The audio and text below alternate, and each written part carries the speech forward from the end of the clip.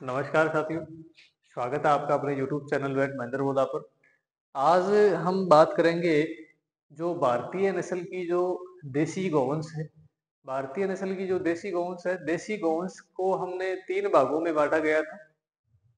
पहली है दुधारू नस्ल, दूसरी है भारवाहक नस्ल और तीसरी है द्विकाजी नस्ल। उत्पादकता के आधार पर या फिर कार्य के आधार पर इनको कितने भागों में बांटा गया कितने भागों में बांटा गया गायों को 3 भागों के अंदर, दुधारू, द्विकाजी और भारवाहक। तो सबसे पहले हम बात करेंगे यहाँ पर अपनी जो देसी गौवंश में दुधारू नस्ल की जो गाय है, दुधारू नस्लों की जो गाय है उनकी हम बात करते हैं।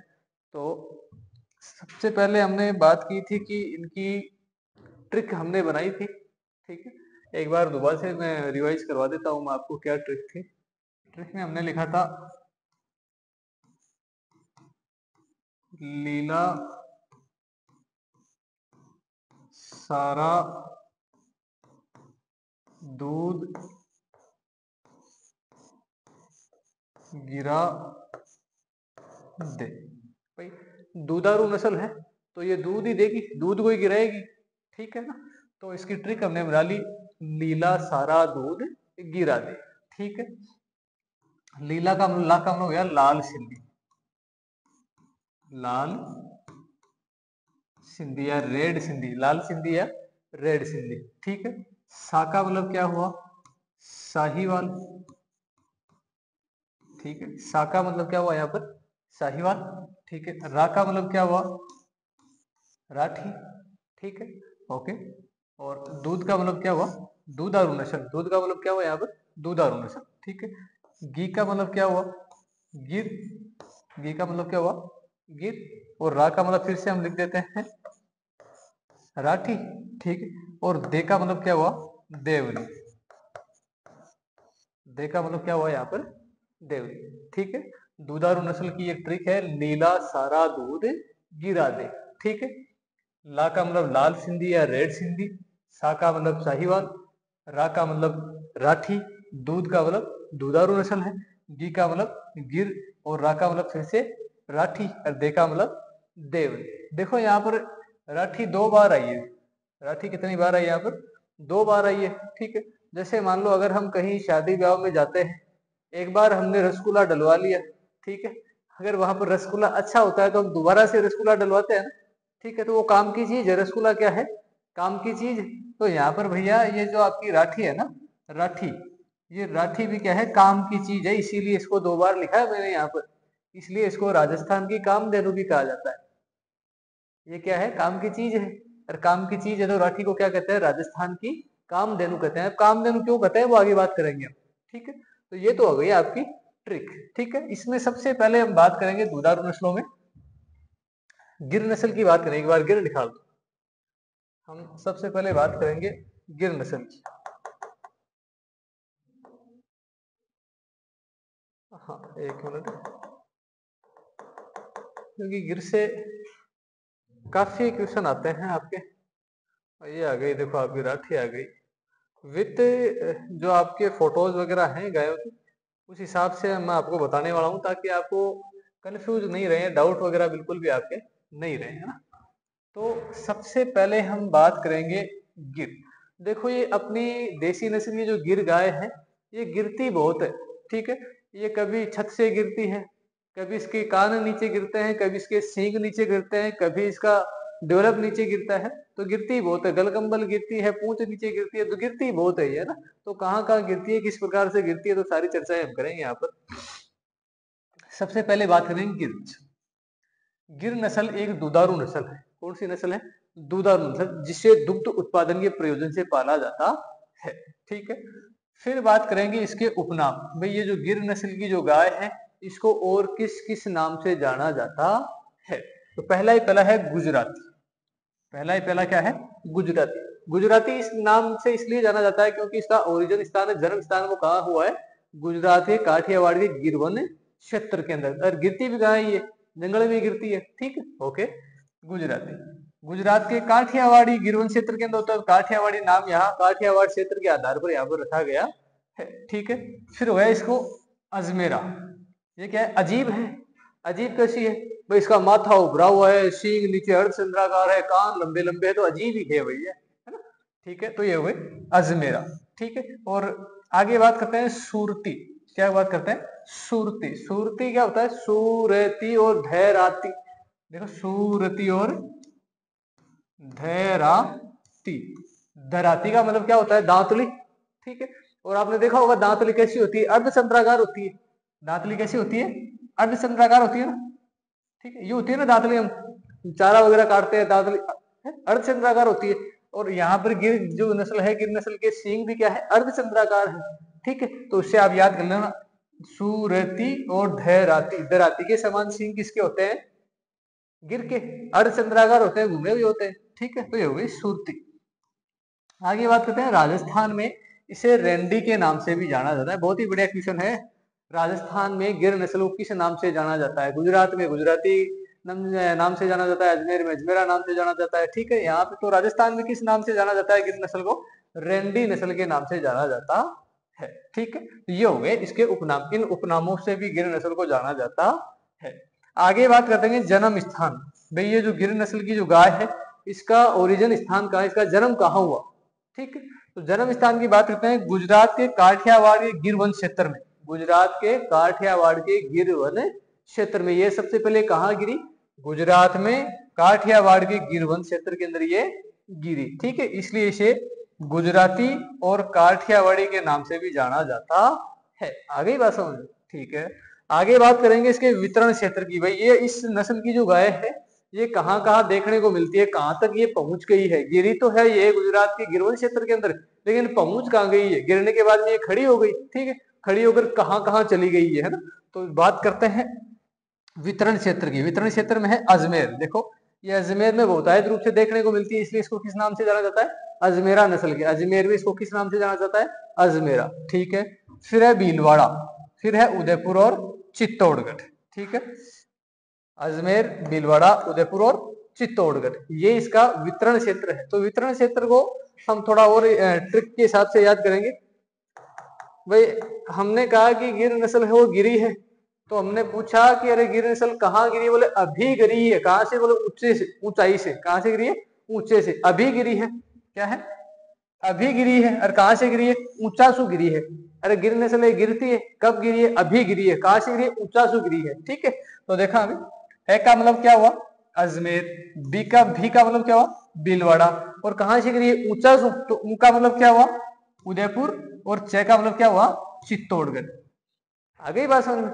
भाई ये गुजरात के गिरवन क्षेत्र में गिरी, और गिरने के बाद में और कहाँ कहाँ गिरी है?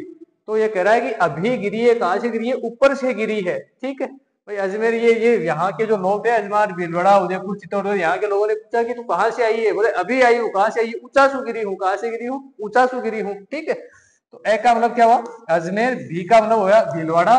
ऊ का मतलब हो गया उदयपुर। और चा का मतलब हो गया चित्तौड़। ठीक है, तो ये हो गया इसका वितरण क्षेत्र। आ गई बात समझ। फिर बात करते हैं शारीरिक लक्षण। शारीरिक लक्षण, इसके शरीर किस प्रकार का होता है, इसका रंग कैसा होता है, रूप कैसा होता है, पूंछ कैसी होती है, सींग कैसे होते हैं, कान कैसे होता है ना, इसके रंग और रूप की हम बात करेंगे। यहाँ पर बात करते हैं शारीरिक लक्षण की। हर ब्रीड के अंदर हम शारीरिक लक्षणों के अंदर सबसे पहले बात करेंगे उसके रंग की। भाई वो जो गोवंश है, वो जो गाय है, उसका रंग कैसा है। ठीक है, तो सबसे पहले आप यहाँ पर स्क्रीन के ऊपर देख पा रहे हो कि इसके गिर नस्ल की जो ये गाय है, गिर नस्ल की गाय का रंग कैसा दिख रहा है आपको? लाल या गहरा लाल। तो रंग की बात करते हैं, रंग लाल और गहरा लाल, व शरीर पर काले भूरे धब्बे पाए जाते हैं। रंग कैसा है? लाल या गहरा लाल। ठीक है, कभी कभार ब्राउन ब्राउन कलर की भी अपने को देखने को मिल सकती है। तो गहरा भूरा, तो उसे क्या बोलेंगे? गहरा भूरा। लाल और गहरा लाल तथा काले सफेद धब्बों युक्त इस गाय के ऊपर स्पॉट पाए जाते हैं। फिर बात करेंगे गिर नस्ल की जो गाय है, वो आपके कोर्स में बता नहीं रहा है, लेकिन आपको मैं जानकारी के लिए बता दूं कि गिर नस्ल को रंग के आधार पर 3 भागों में बांटा गया है। सफेद को बोलेंगे हम स्वर्ण कपीला, सॉरी सोने के रंग को। ये 3 कलर आपको इसमें देखने को मिलेंगे, एक तो काला, सफेद और सोने की जगह। तो काले रंग को बोलेंगे कृष्ण कपिला। कृष्ण कैसे थे? काले थे। कृष्ण मुरारी है, तो कृष्ण कैसे थे? काले, तो उसे बोलेंगे कृष्ण कपिला। ठीक है, एक हो गए सफेद, उसे बोलेंगे श्वेत कपिला। श्वेत का मतलब क्या हुआ? सफेद। अगर गिर नस्ल है और उसका रंग कैसा है, सफेद, तो उसे बोलेंगे श्वेत कपिला। ठीक है। तीसरा बात करते हैं सोने की तरह, तो उसे बोलेंगे स्वर्ण कपिला। स्वर्ण का मतलब क्या हुआ, सोना, कपिला का मतलब गाय, स्वर्ण कपिला, श्वेत कपिला, स्वर्ण कपिला और कृष्ण कपिला। ठीक है। अब देखो स्ट्रक्चर फोटो के हिसाब से हम दोबारा रिवीजन के अंदर बताऊंगा कि किस प्रकार से क्या क्या से, तो एक बार इसकी थ्योरी पढ़ लेते हैं अपन। फिर अगली बात करेंगे अपन इसके फोरहेड की, ललाट की, माथा कैसा होता है इसका, माथे की बात करेंगे अपन। ठीक है। ललाट, किसकी बात करेंगे, ललाट। ललाट क्या होता है, चौड़ा, मोटा, उभरा हुआ, उल्टे मटके के समान होता है, पोल इसमें अनुपस्थित होता है। देखो आपको बता देता हूँ, आप देख रहे होंगे इसमें, देखो हम बात करेंगे इसके चेहरे की। रंग की हमने बात कर ली, रंग के बाद में बता रहा है इसका चेहरा कैसा, इसका सिर कैसा है, तो ये होता है ना सिर, इस एरिया को हम क्या बोलेंगे, सिर, क्या बोलेंगे इसे, सिर, हेड, माथा।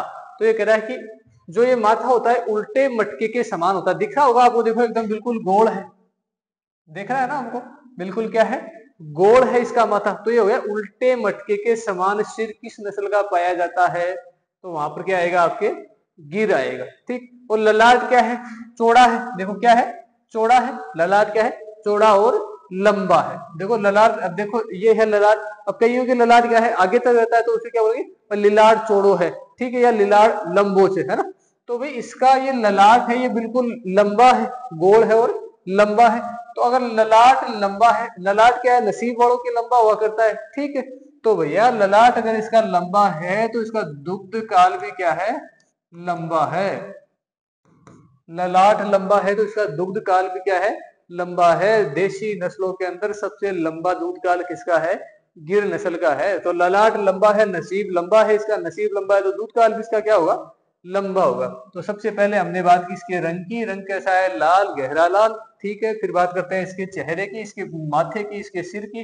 तो सिर कैसा है इसका, उल्टे मटके के समान ललाट चौड़ा पाया जाता है। ठीक है। आगे हम बात करेंगे इसके सींगों की, भाई सींग कैसे होते हैं इस नस्ल के। ठीक है। तो आप देख पा रहे होंगे सींग क्या है, अर्ध चंद्राकार, आधा चांद बना हुआ है ना यूं, सींग क्या है, अर्ध चंद्राकार सींग। ठीक है।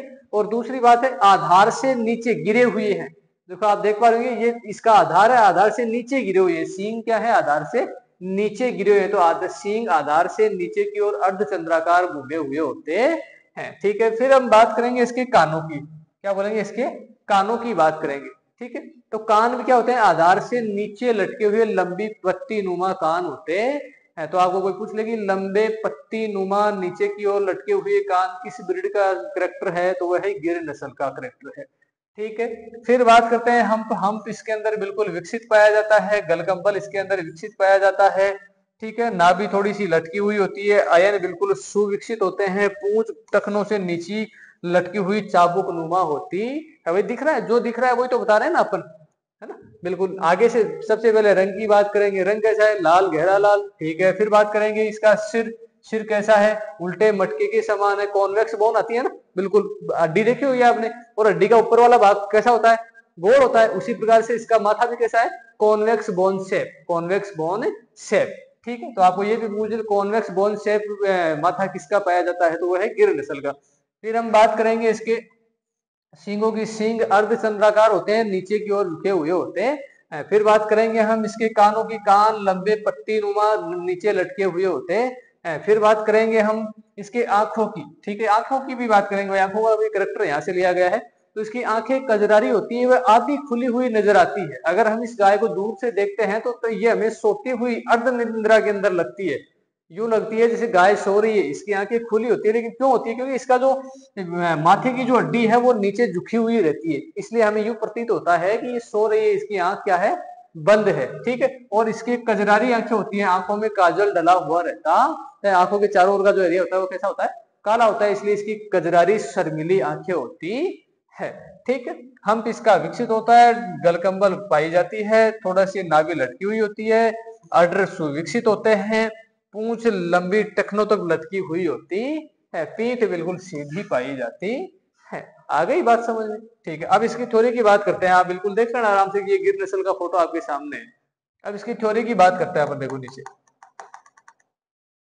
हाँ, पहली है ललाट। ललाट चौड़ा मोटा उभरा हुआ उल्टे मटके के समान होता है, जो आपने देख लिया। दूसरा है सींग। सींग मोटे आधार से नीचे की ओर अर्धचंद्राकार घूमे हुए होते हैं। सींग कैसे होते हैं? मोटे होते हैं और अर्धचंद्राकार होते हैं। ठीक, ये देखो सींग है। सींग क्या है? मोटे हैं और अर्धचंद्राकार घूमे हुए हैं। ठीक है, और नीचे की ओर मुड़े हुए हैं। ठीक है, अब देखो आगे बात करेंगे। सींग हो गए। सींगों के बाद में बात करेंगे हम कान। उसके बाद में बात करेंगे हम कान। कान कैसे होता है? कान पत्ती नुमा नीचे लटके हुए, पेंडुलम बात, पेंडुलम क्या हो? नीचे लटके हुए। ठीक है, तो कान है वो पत्ती के समान नीचे लटके हुए होते हैं। पेंडुलस कान पाए जाते हैं। पेंडुलस कान पाए जाते हैं कि पेंडुलस शेप में कान किस ब्रीड में पाए जाते हैं, किस ब्रीड का करेक्टर है? तो वो क्या है? गिर नस्ल का है। ठीक है, और कान के आखिरी सिरे पर खांच होती है जिसे नोच टिप कहते हैं। देखो आपको दिखाता हूँ। कान के आखिरी सिरे पर, कान का जो लास्ट सिरा है, ये देख पा रहे होंगे इसके अंदर, ये कान है, और कान का ये जो अंतिम सिरा है बिल्कुल, ये बिल्कुल अंदर की तरफ यूं घुमा हुआ है। देखो इधर का इधर घुमा हुआ है और इधर का इधर का। इसे बोलेंगे हम नोच टिप। ठीक है, इसे हम क्या बोलेंगे?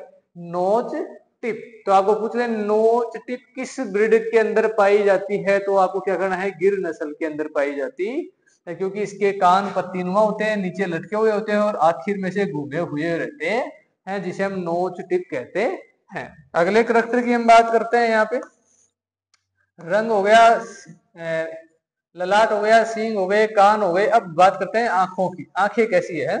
तेरी आंखें झुकी झुकी है, तो इसकी आंखें कैसी होती है? झुकी हुई रहती है। आंखें किसकी झुकी हुई रहती है? जो शर्माता है। ठीक है, इसलिए इसे शर्मिली नस्ल भी बोलते हैं ना।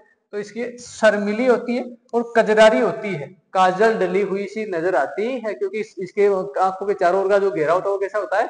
काला होता है। ठीक है, और आधी खुली हुई नजर आती है। तेरी नजरें झुकी झुकी, तेरी आंखें झुकी झुकी है, तो आंखें झुकी हुई है। अगर आंखें झुकी हुई है तो शर्मा रही है, तो इसलिए शर्मिली भी कहते हैं, और काजल डली हुई होती है।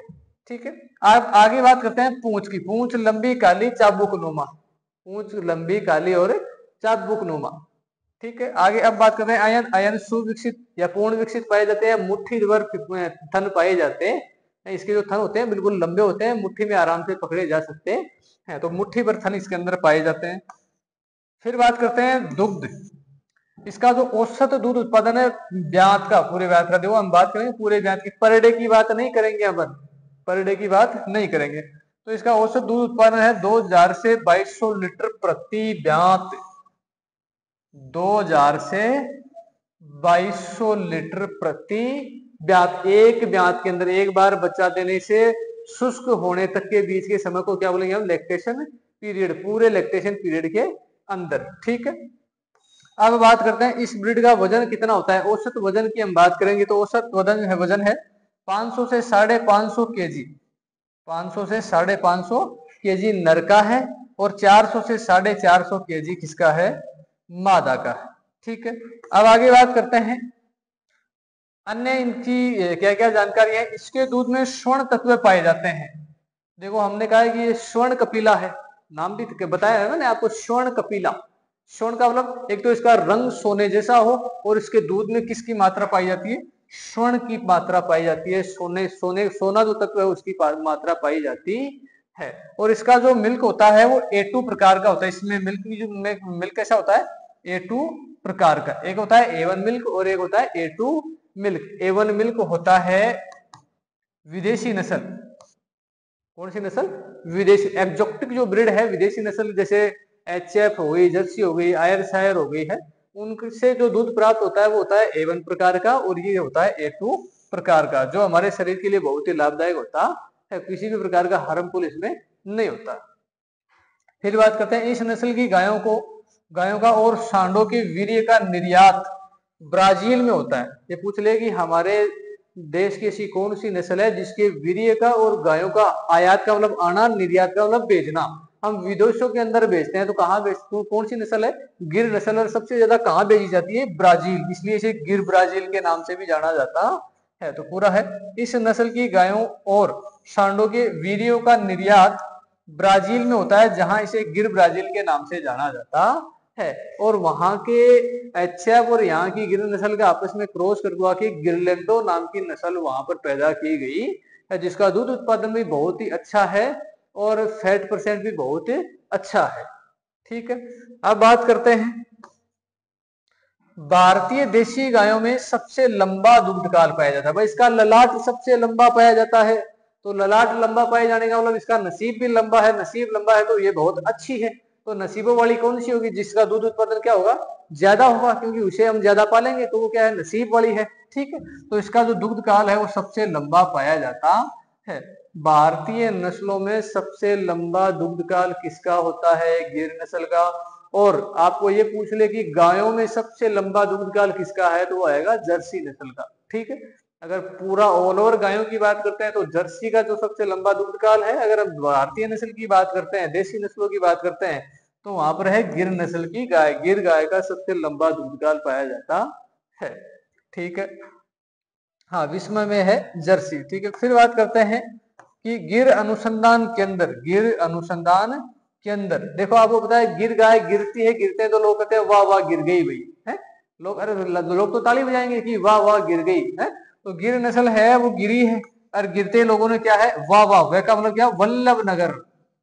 वाह वाह करने का मतलब क्या हो? वल्लभ नगर। तो गिर अनुसंधान एवं प्रजनन केंद्र कहां पर स्थित है भैया?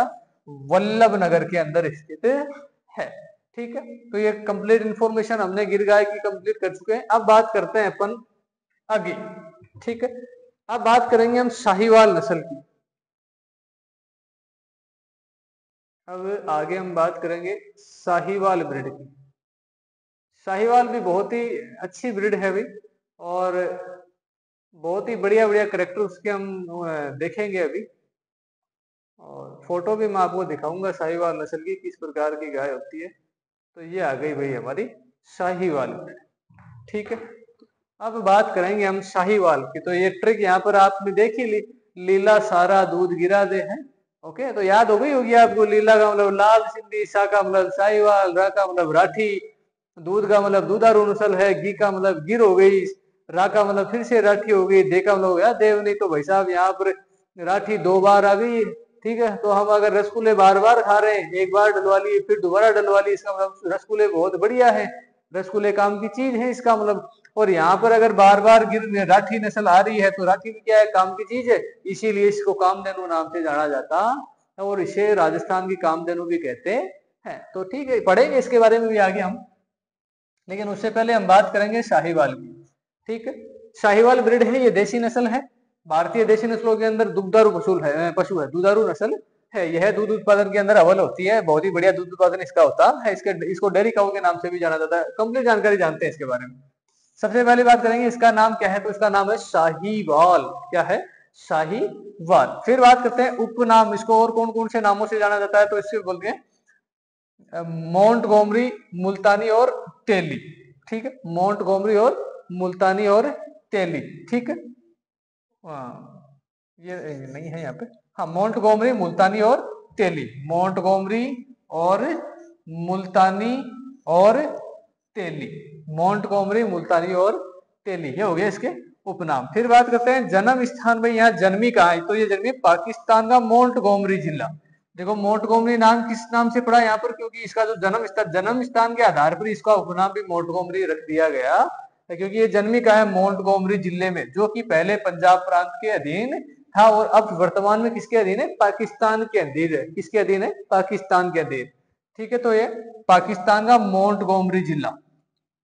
तो इसको किस प्रकार से आप लिखोगे? जन्म स्थान क्या है? पाकिस्तान का मोंटगोमरी जिला।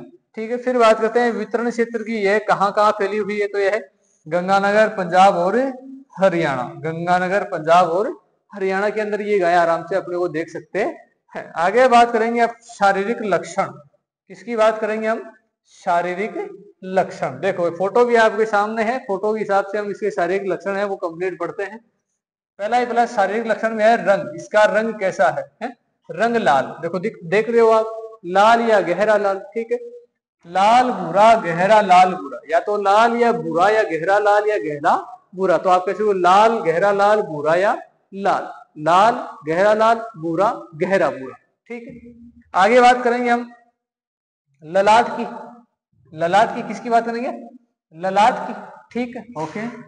ललाट, माथा या ललाट चौड़ा होता है, देख पा रहे होंगे आप, इसका भी क्या है, थोड़ा चौड़ा है, ठीक है, चौड़ा होता है। और सिर मध्यम आकार का होता है, ये है ललाट और ये पूरा हो गया सिर। सिर मध्यम आकार का, गिर का तो सिर मोटा था, बारी था, लेकिन इसका सिर है मध्यम आकार का और ललाट क्या है, चौड़ा है। ललाट क्या है इसका, चौड़ा है। आ गई बात समझ में? ओके। फिर बात करते हैं सींग।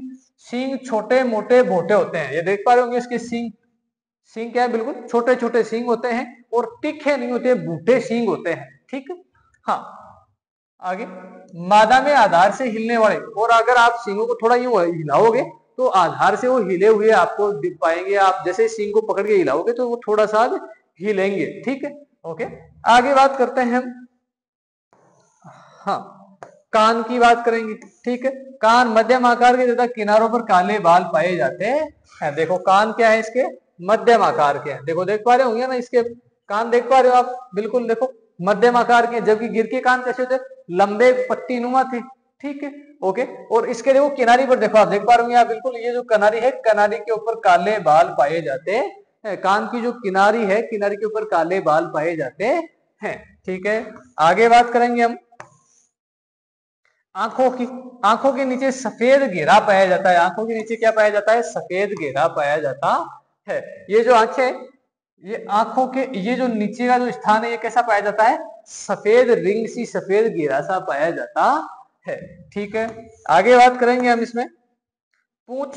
पूंछ लंबी काले बारों युक्त गुच्छेदार टखनों तक लटकी हुई पाई जाती है, ठीक है। आगे बात करेंगे अयन। अयन सुविकसित होते हैं और मुट्ठी भर थन पाए जाते हैं। गिर के अंदर भी अयन सुविकसित होते हैं और मुट्ठी भर थन पाया जाता है, ठीक है। फिर बात करते हैं दूध उत्पादन की, तो है 2325 से 2750 लीटर प्रति ब्याह। देखो गिर से क्या है, इसका ज्यादा है ना, इसका, ठीक है, गिर से क्या है, इसका ज्यादा है, तो इसका दूध उत्पादन क्या होगा, ज्यादा। गिर का तो लैक्टेशन पीरियड ज्यादा होगा और साहिवाल का दुग्ध उत्पादन ज्यादा हुआ। तो दुग्ध उत्पादन की दृष्टि से नंबर 1 कौन है, साहिवाल है, ठीक है। और लैक्टेशन पीरियड में नंबर 1 कौन सी है, गिर है। गिर का लैक्टेशन पीरियड लंबा होता है और जो अपनी साहिवाल है, साहिवाल का दुग्ध उत्पादन ज्यादा होता है। देख पा रहे होंगे आप 2325 से 2750, तो इसका दूध उत्पादन, औसत दूध उत्पादन कितना है, ज्यादा है, ठीक है। वजन की बात करेंगे, जो सांड होता है 500 से 550 किलो और 400 से 450 किलो होती है इसकी मादा होती है। फिर अन्य बात करते हैं, भारतीय देशी गौवंश नस्लों में सर्वाधिक दूध उत्पादन करने वाली नस्ल है, जो ये अपनी साहिवाल नस्ल है। से का मतलब सर्वाधिक, से का मतलब क्या हुआ, सर्वाधिक दूध उत्पादन वाली नस्ल कौन सी है, साहिवाल है। और सबसे लंबा लैक्टेशन पीरियड किसका है, गिर का है, ठीक है। फिर बात करते हैं भारतीय नस्लों में इसे डेयरी काऊ के नाम से जानता है। डेयरी काऊ के नाम से क्यों जाना जाता है, क्योंकि डेयरी के अंदर हम दूध उत्पादन के प्रयोजन से पालेंगे। हम डेयरी में उसी पशु को रखेंगे जिसका दूध उत्पादन क्या होगा, ज्यादा होगा। तो दूध उत्पादन किसका ज्यादा है, साहिवाल का ज्यादा है, तो इसे डेयरी काऊ के नाम से भी जाना जाता है, ओके। आगे बात करेंगे, इसका फैट भी बहुत अच्छा होता है भाई। देसी गायों के अंदर सर्वाधिक फैट पाया जाता है।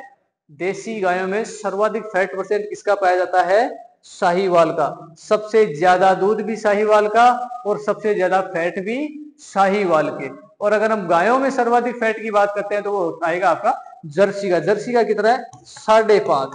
जर्सी का कितना है, 5.5, और इसका क्या है, 5। ये औसत फैट परसेंट है इसका, ठीक है। आगे बात करेंगे, मादा में नाभि। मादा में नाभि का मतलब क्या है, सूंडी, ठीक है।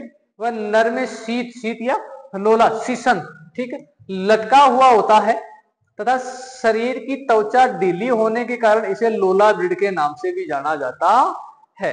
साहिवाल को लोला ब्रीड के नाम से भी जाना जाता है। क्यों जाना जाता है, क्योंकि इसके शरीर के ऊपर जो त्वचा होती है, चमड़ी होती है, वो बिल्कुल ढीली होती है और नर के अंदर शीत लटका हुआ होता है। शीशन क्या होता है, लटका हुआ होता है। और मादा के अंदर जो नाभि होती है, सूंडी होती है, वो भी लटकी हुई पाई जाती है, इसलिए इसे लोला ब्रीड के नाम से भी जाना जाता है, ठीक है। अब आगे बात करते हैं, साहिवाल प्रजनन एवं अनुसंधान केंद्र कोड मदेसर बीकानेर के अंदर स्थित है। साहिवाल प्रजनन एवं अनुसंधान केंद्र कहाँ है, कोड मदेसर बीकानेर के अंदर स्थित है, ठीक है, ओके। अब आगे बात करेंगे हम, अगली ब्रीड है अपनी, हमने गिर के बारे में पढ़ लिया, हमने साहिवाल के बारे में पढ़ लिया। अब बात करेंगे अपन राठी की। किसकी बात करेंगे अपन? राठी। किसकी बात करेंगे? राठी। देखो सबसे ज्यादा लोगों के अंदर कंफ्यूज रहता है कि वो गिर नस्ल को राठी के नाम से जानते हैं, जो गिर नस्ल होती है उसी को राठी के नाम से जानते हैं। पहले मैं आपको एक बार दिखा देता हूँ कि राठी होती कैसी है। ये देखो, इस प्रकार की जो गाय होती है जिसके ऊपर लाल सफेद धब्बे पाए जाते हैं, लाल सफेद भूरे धब्बे अगर पाए जाते हैं तो उसे बोलेंगे हम राठी नस्ल। अगर इस प्रकार का रंग रूप किसी गाय का है तो उस गाय को बोलेंगे राठी। ठीक है, तो कंफ्यूज होने की जरूरत नहीं है आप लोगों को, राठी इसे बोलेंगे अपन। ठीक है। साहिवाल का और गिर का रंग तो कैसा होता है? लाल, गहरा लाल, भूरा, गहरा भूरा। ठीक है, जबकि इसका रंग कैसा है? चितकबरा है, धब्बे पाए जाते हैं इसके शरीर के ऊपर और उनके शरीर पर धब्बे नहीं पाए जाते हैं। तो पढ़ते हैं इसके बारे में, देखो एक बार संपूर्ण जानकारी बात करेंगे। ब्रीड का नाम है राठी। ब्रीड का नाम क्या है? राठी। ठीक है, ओके। फिर बात करते हैं उपनाम। राजस्थान की कामधेनु। राठी नस्ल जो है गाय की उसे हम राजस्थान की कामधेनु के नाम से भी जानते हैं। आपको पूछ ले कि राजस्थान की कामधेनु कहलाती है कौन सी गाय कहलाती है? राठी कहलाती है। ठीक है, ओके। आगे बात करेंगे जन्म स्थान की, इसकी उत्पत्ति कहाँ हुई है? इस नस्ल की उत्पत्ति साहिवाल, रेड सिंधी और थार पारकर की क्रॉस से हुई है। ये जो राठी ब्रीड है, ये राठी ब्रीड इसको त्रिसंकरणीय ब्रीड भी कहते हैं। इसको त्रिसंकरणीय ब्रीड के नाम से भी जाना जाता है, क्योंकि यह साहिवाल, रेड सिंधी और थार पारकर इन तीनों के आपसी समागम से ये पैदा हुई है। तीनों के लक्षण इसके अंदर अपने को देखने को मिलते हैं। जैसे मान लो साहिवाल और रेड सिंधी आपस में क्रॉस करके किसी मादा बछड़ी को जन्म दिया, ठीक है, और वो जो मादा बछड़ी है वो थार पारकर नस्ल के नर सांड से क्रॉस हो गई। और इन इन जैसे इसमें इसकी जो बछड़ी थी, बछड़ी के अंदर साहिवाल और रेड सिंधी के सिम्टम आ रहे थे, ठीक है, लक्षण आ रहे थे। लक्षण क्या आ रहे थे? रंग। अब रंग की बात कर लो, अब लाल रंग है इनका, ठीक है, लाल या गहरा लाल हो गया, ठीक है। अब फिर भैया थार पारकर नस्ल का इसमें क्रॉस हो गया, मिक्सिंग हो गई थार पारकर की, तो थार पारकर की मिक्सिंग होगी तो रंग कैसा आएगा? सफेद आएगा। ठीक है, अब देखो जब दो ब्रीड का पहले से इसमें लक्षण है, लाल रंग इसका आ गया, लाल या गहरा लाल, ठीक है, और थार पारकर नस्ल से और क्रॉस हो गई, थार पारकर नस्ल का रंग कैसा है? सफेद है, तो भैया लाल का और सफेद का मिक्सिंग आएगा। देख पा रहे हो ना यहाँ पर तीनों लक्षणों देखो, इसमें लाल रंग भी है और सफेद रंग भी है और भूरा रंग भी है। आगे बात समझ में आपको? ठीक है, इसलिए इसको त्रिसंकरणीय नस्ल के नाम से भी जाना जाता है, क्योंकि इसमें तीनों ब्रीड के कैरेक्टर अपने को देखने को मिलेंगे। ठीक है, आगे बात करते हैं। हाँ, इसका नाम राठी, ठीक है, अब बात करें इसका नाम राठी क्यों रखा गया।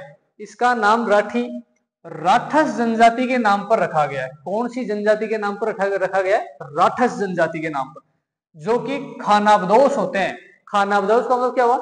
अपनी जगह बदलते रहते हैं, उनके रहने का रुकने का एक स्थायी ठिकाना नहीं होता है। वो आज यहाँ, कल 10 किलोमीटर आगे, फिर 20 किलोमीटर आगे, उनका स्थायी स्थान नहीं होता है, उसे बोलेंगे खानाबदोश। वो अपने रहने का स्थान बदलते रहते हैं। तो ये जो राठी नस्ल की जो ये गाय है, इस गाय की उत्पत्ति, इस गाय का जो नाम की बात करते हैं, पहले नाम है वो राठस जनजाति के नाम पर रखा गया, क्योंकि राठस जनजाति के जो लोग थे वो इन गायों का पालन करते थे। क्यों करते थे? गाय का पालन इसलिए करते थे ताकि वो अपनी आजीविका कमा सके।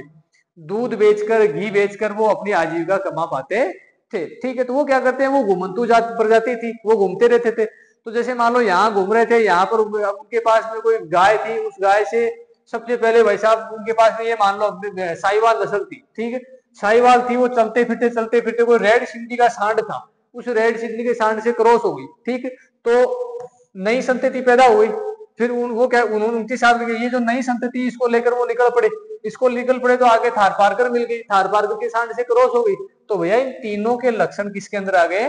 राठी के अंदर आ गया। ठीक है, तो इन्होंने अंततः राठी नस्ल इन्होंने पालना शुरू कर दी और राठी का नाम राठस जनजाति के आधार पर रखा गया है, जो कि कैसी थी? खानाबदोश थी, अपना स्थान बदलते रहती थी। आगे ही समझ, तो वो अपनी आजीविका कमाने के लिए, अपना आजीविका चलाने के लिए, अपनी आजीविका कमाने के लिए इस गाय को पालते थे। इसीलिए इसको कामधेनु के नाम से जाना जाता है, क्योंकि ये दूध उत्पादन में अव्वल है, इसका फैट भी बढ़िया आता है और ये भगोजा ढोने के अंदर भी अच्छा काम करती है। सारे जो गुण है वो इसके अंदर मिलते हैं। क्योंकि यहाँ पर देखो थार पारकर है, ये दीवकाजी नस्ल दूध उत्पादन और बाहर ढोने दोनों के अंदर काम में आएगी।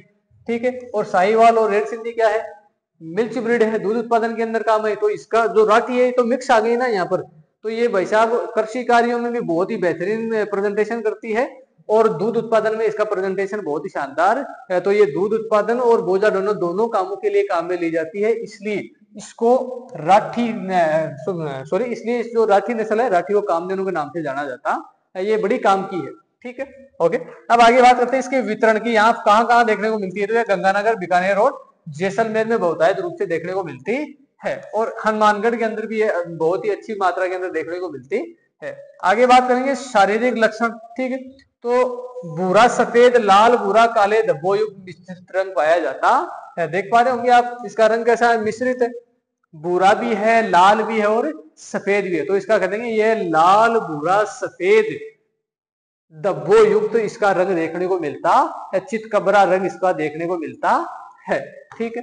आगे बात करेंगे हम, भाई इसका मिक्सिंग है तो लाल रंग भी आएगा, भूरा रंग भी आएगा और सफेद रंग भी आएगा। तो तीनों रंगों का समावेश इस ब्रीड के अंदर देखने को मिलता है, ठीक है।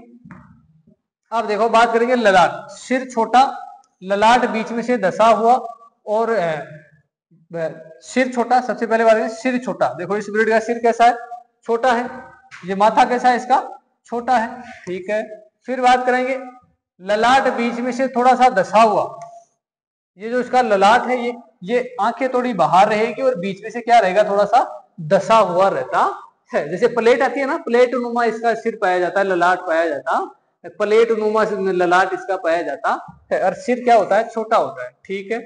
आगे बात करते हैं सींग। सींग छोटे अंदर की ओर मुड़े हुए रहते हैं। सींग कैसे होते हैं इसके, छोटे होते हैं और थोड़े थोड़े यूं अंदर की ओर मुड़े हुए रहते हैं। क्योंकि साहिवाल के अंदर भी सींग छोटे थे, थारपारकर में भी सींग छोटे हैं, रेड सिंधी में भी सींग कैसे हैं, छोटे ही हैं। तो सींग इसके भी क्या होंगे, छोटे होंगे। फिर बात करते हैं दुग्ध उत्पादन। 1560 लीटर प्रति ब्यात। भाई ये तो सारे कामों में आएगी, दूध उत्पादन में भी बढ़िया आती है, बाढ़ ढोने के अंदर भी बढ़िया आती है। तो इसलिए इसको कामधेनु के नाम से जाना जाता है, ये क्योंकि ये बड़ी काम की चीज है। तो इसका जो औसत दूध उत्पादन है ये 1560 लीटर है। फिर बात करते हैं इसके बाहर की। 400 किलो नर के अंदर, 350 किलो मादा के अंदर इसका बाहर है, ठीक है। तो ये हो गई आपकी राठी ब्रीड पूरी, ठीक है।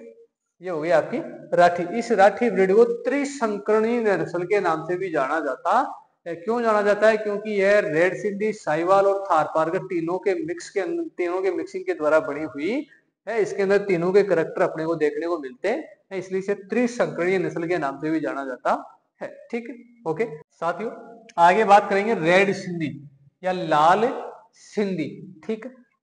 सबसे पहले बात करेंगे नाम इसका है रेड सिंधी। उपनाम है रेड कराची या रेड सिंधी या फिर सिंधी, ठीक है। नाम क्यों रखा गया, क्योंकि इसका जो जन्म स्थान है वो क्या है, कराची हैदराबाद का सिंध प्रांत, जो कि अब कहाँ स्थित है, पाकिस्तान के अंदर स्थित है। कहाँ स्थित है, पाकिस्तान के अंदर स्थित है। तो जन्म स्थान हो गया कराची व हैदराबाद का सिंध प्रांत।